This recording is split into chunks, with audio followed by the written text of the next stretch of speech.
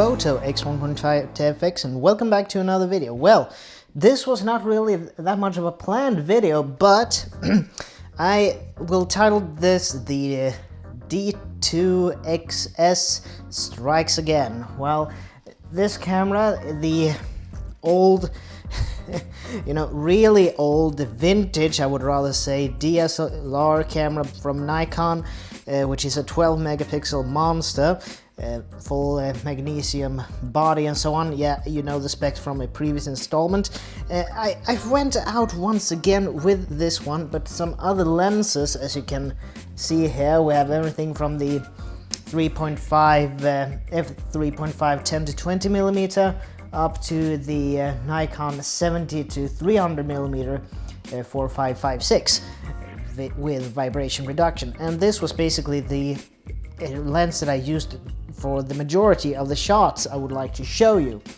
Also, I took out the 60 millimeter f2.8 micro nikkor D version, and I mean, also, yeah, a little bit of a general purpose 17 to 55 millimeter.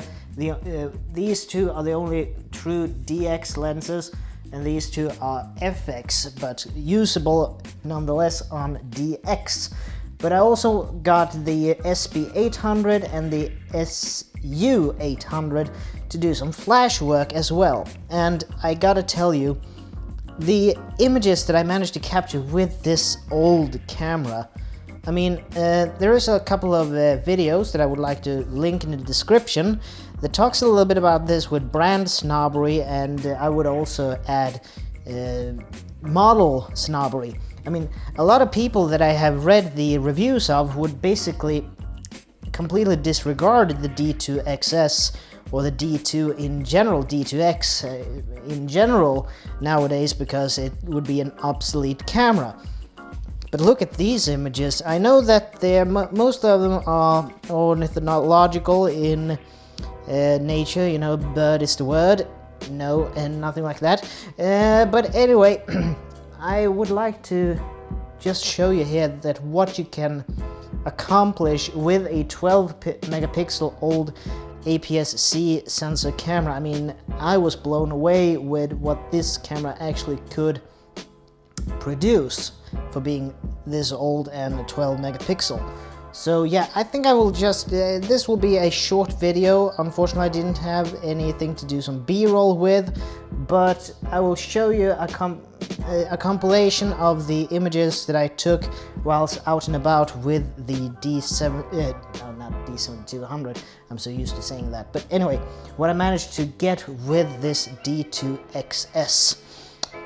Also, yeah, I know that the world is as it is now, and all of this. So one of the videos that I will link to is actually one of my favorite YouTube photographers, Matt Granger, formerly that Nikon guy, but now Matt Granger, the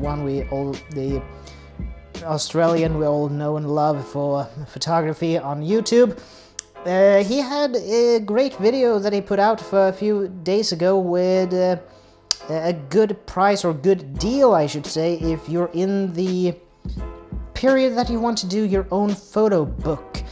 So link to that video in the description, and I'm actually thinking about maybe doing a photo book myself for some of the images that I've taken thus far in my photographic journey.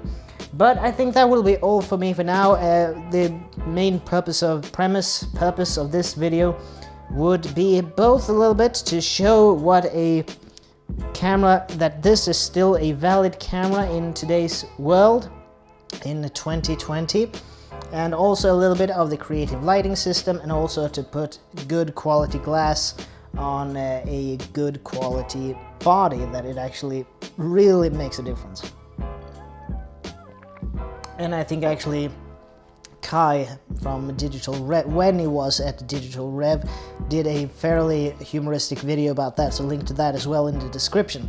But I think this is enough of me prattling along for the time being. As always, this is Tobias Bergström from T.B.Photo X1.5 TFX, and I'd like to see you guys in the next video.